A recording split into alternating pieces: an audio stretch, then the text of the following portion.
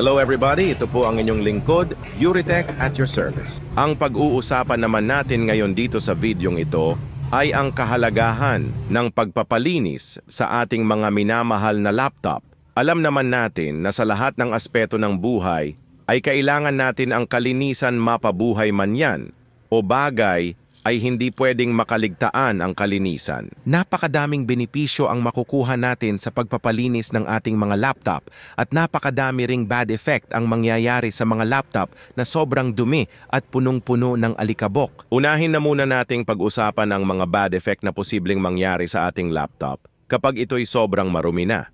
Kapag ang laptop ay sobrang dumi na, ay magbabara na ang daluyan ng hangin sa kanyang internal fan at kapag nangyari yon, ay mag-iinit ang pangkalahatang bahagi ng laptop, particularly ang kanyang Central Processing Unit o mas kilala sa tawag na CPU.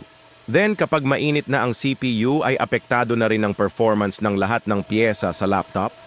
Mapapansin na natin sa ating mga laptop na mabagal na ang performance at madalas ay parang naghahang na. At kapag ito'y ating ipinagsawalang bahala, ay hahantong sa pagkasira ng ating laptop lalo na ang kanyang CPU.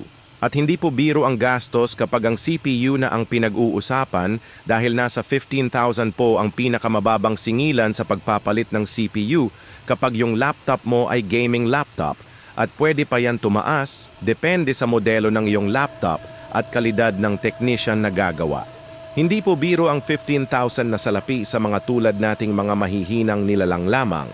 Kaya kung mahal mo ang laptop mo, ay huwag mong pagdadamutan sa pagpapalinis. Paglaanan mo ng oras at konting budget kahit isang beses lang sa isang taon. Kung maraming masamang epekto ang maruming laptop ay syempre ay marami din ang benepisyo ang mapanatiling malinis ang ating laptop.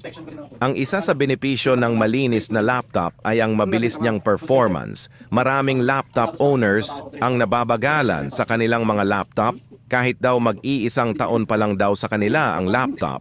At ang kadalasang dahilan lang ng kabagalan ng kanilang laptop ay walang iba kundi ang pagiging marumi ng blower fan nito.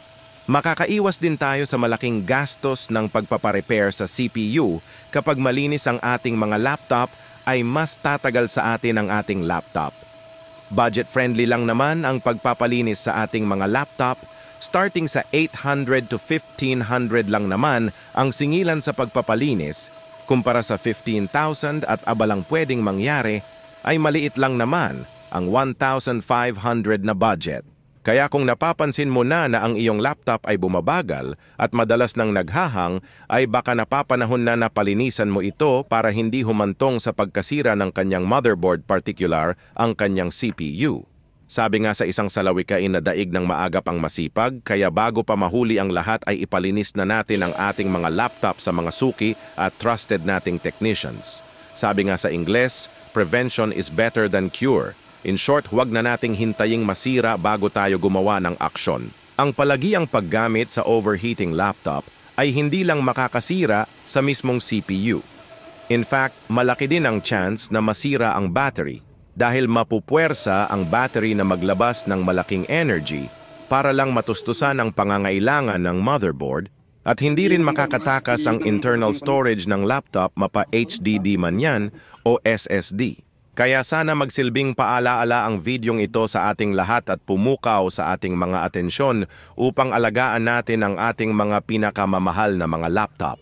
Ako nga po pala ang inyong lingkod, Yuritech at your service. Antabayanan po ninyo ang mga susunod ko pang video na bukod sa kaaya-ayang panoorin ay kapupulutan pa ng kaalaman. At para lagi po kayong updated sa mga susunod ko pang video ay huwag nyo pong kalimutang i-follow ang ating Facebook page at YouTube channel.